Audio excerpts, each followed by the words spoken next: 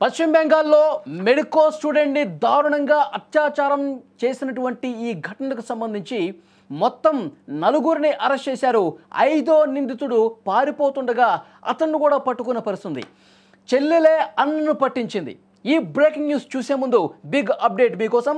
హైదరాబాద్ మొత్తంలో ఉన్న best properties అన్నింటినీ ఒకే వేదిక మీదకి తీసుకొస్తుంది సుమన్ టీవీ. అక్టోబర్ 18, 19వ తేదీన హెచ్ఎస్సిసి నోవాటెల్లో జరిగే సుమన్ టీవీ ప్రాపర్టీ ఎక్స్పోలో best flats, villas, open plots, Deepavali offers and డిస్కౌంట్స్తో అందుబాటులో ఉన్నాయి.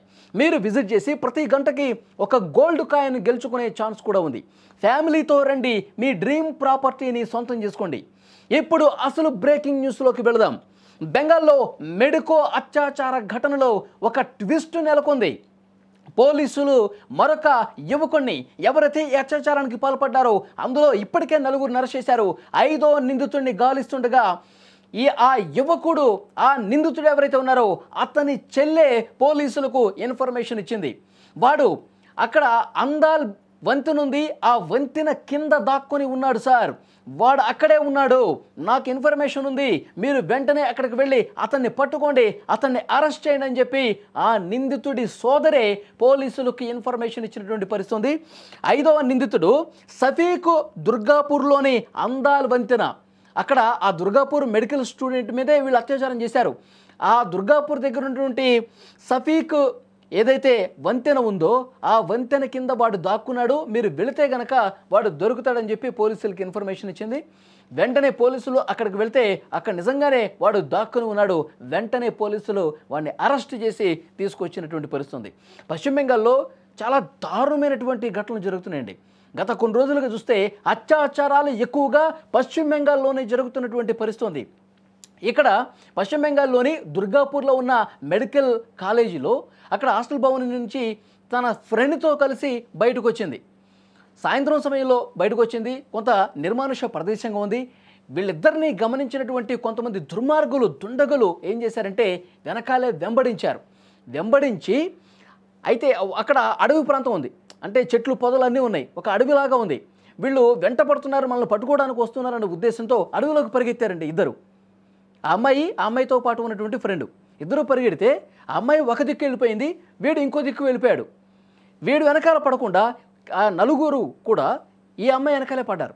ఈ వెనకాల వెళ్ళినటువంటి అమ్మాయిని పట్టుకుని గొంతు మీద చేవేసి ఎటేలాడు నీ ఫ్రెండు, ఫోన్ లాక్కున్నారు, ఫోన్ చేయి, వాడికి ఫోన్ చేయి, ఇక్కడికి రమ్మని చెప్పు అని చెప్పి ఫోన్ చేస్తే ఫోను అతను లిఫ్ట్ చేయలే, రెస్పాండ్ కాలేదు. ఇక వాడు రెస్పాండ్ కాలేదని చెప్పి ఈ అమ్మాయి మీద ఒకటి తర్వాత ఒకడు చాలా దారుణంగా హింసించారు, అత్యాచారానికి పాల్పడ్డ పరిస్థితుంది. ఈ విషయం ఇంకెవరికైనా చెప్తే ఇక నీకు పుట్టగతులు ఉండవు, ఇక నీకు చావే మిగులుతుంది అని చెప్పి బెదిరించే ప్రయత్నం చేశారు. ఆ తర్వాత ఇంకొంతమంది ప్రతిఘటిస్తే ఇది మీరు చాలా తప్పు చేస్తూ ఉన్నారు, ఇది పెద్ద కేసు అవుతుంది, మీరు ఈ విధంగా చేయకూడదని చెప్పి వాళ్ళని ప్రతిఘటిస్తూ ఉంది.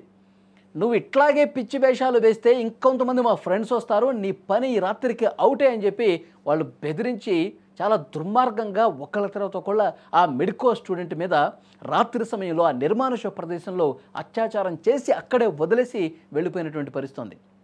వెంటనే ఈ తప్పించుకున్నటువంటి వేరొక ఫ్రెండు తన ఫ్రెండ్స్కి ఇంకొంతమందిని తీసుకొచ్చాడు. పోలీసులు కూడా ఇన్ఫర్మేషన్ ఇస్తే అందరూ వచ్చి చూస్తే ఆ చెట్ల పొదల్లో చాలా బలహీనమైనటువంటి స్థితిలో, ఆమె లేవలైనటువంటి స్థితిలో పడిపోయింది. వెంటనే హుటాహుటిన ఆసుపత్రికి తీసుకెళ్ళినటువంటి పరిస్థితి. తర్వాత ఆ నిందితులు ఒక్కొక్కడిని పట్టుకుంటున్న క్రమంలో 4గురు దొరికారు. ఒకడు పారిపోయే ప్రయత్నం చేశాడు, దొరకట్లేదు.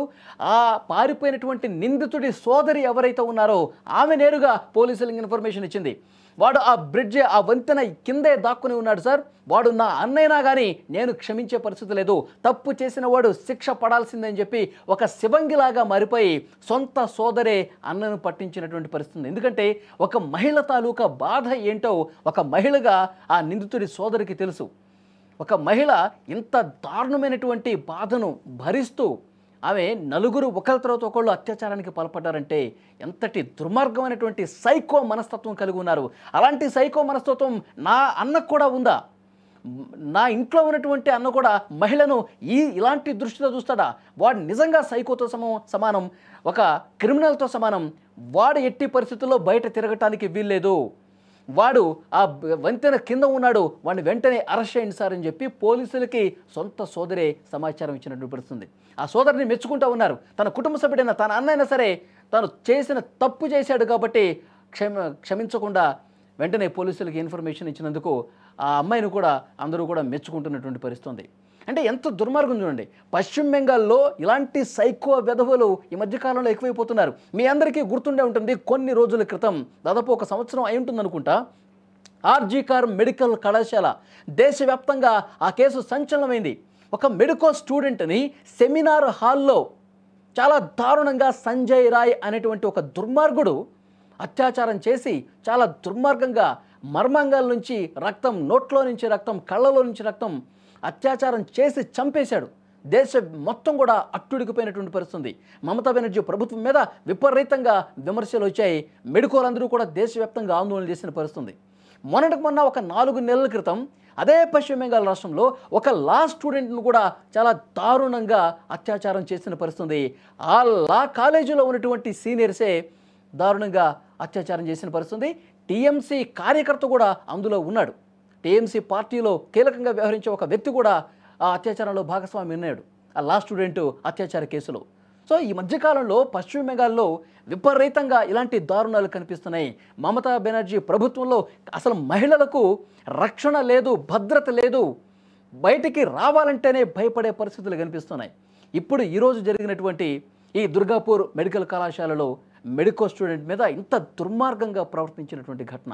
సో నిజంగా తల్లిదండ్రులు దూర ప్రాంతాలకు, ఈమె ఒడిశాకు సంబంధించినటువంటి ఆమె ఈ బాధితురాలు. ఈరోజు జరిగినటువంటి కేసు ఒడిశా రాష్ట్రం నుంచి పశ్చిమ బెంగాల్ వచ్చి ఆమె చదువుకుంటా ఉంది.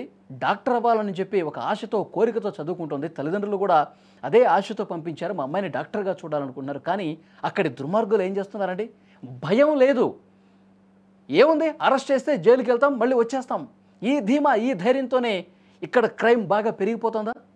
మన చట్టాలు సరిగా లేకపోవటం వల్ల, సరైనటువంటి శిక్షలు పడకపోవటం వల్ల ఇలాంటి దుర్మార్గులు ఇంకా బరితెగిస్తున్నటువంటి పరిస్థితి ఉందా? ఇవన్నీ కూడా చర్చించాల్సినటువంటి విషయాలు. ఈ వీడియో చూస్తున్న ప్రతి ఒక్కరూ స్పందించండి. అత్యాచారం చేసి చాలా ఈజీగా తప్పించుకుంటున్నటువంటి వెధవలు ఇంకా ఉన్నారు. అసలు ఎలాంటి చట్టాలు ఉండాల్సినటువంటి అవసరం ఉంది? తల్లిదండ్రులు తమ ఇంట్లో ఒక అమ్మాయిని బయటకు పంపించాలంటే భయపడే పరిస్థితి ఉంది కదా. మరి దీనికేంటి పరిష్కారం? వాడు ఎవడైతే అత్యాచారం చేశాడో వాడికి సోదరు ఉంది కదా, వాడికి అమ్మ ఉంది కదా, వాళ్ళ ఇంట్లో మహిళలు ఉంటారు కదా, అందరూ ఒకటి కాదా? అంటే మన ఇంట్లో ఉన్న వాళ్ళేమో మంచివాళ్ళు, బయట తిరిగే వాళ్ళు, బయట ఏదైనా చదువుకోవటానికి వచ్చిన వాళ్ళు, లేకపోతే బయట ఏదైనా పరాయి స్త్రీ కనిపిస్తే ఈ విధంగా చిత్తకార్తె కుక్కల్లాగా కామంతో కళ్ళు మూసుకుపోయి అమ్మాయిల మీద అఘాయిత్యాలకు తెగబడుతున్నారు. అసలు ఇలాంటి వాళ్లకు ఎలాంటి శిక్ష వేయాలి? ప్రతి ఒక్కరూ స్పందించండి. ఇలాంటి దుర్మార్గాలు, అత్యాచారాలు చేసినట్టు సైకో వెధవులకి ఏ శిక్ష వేస్తే కరెక్టు? కామెంట్ బాక్స్లో తెలియజేయండి.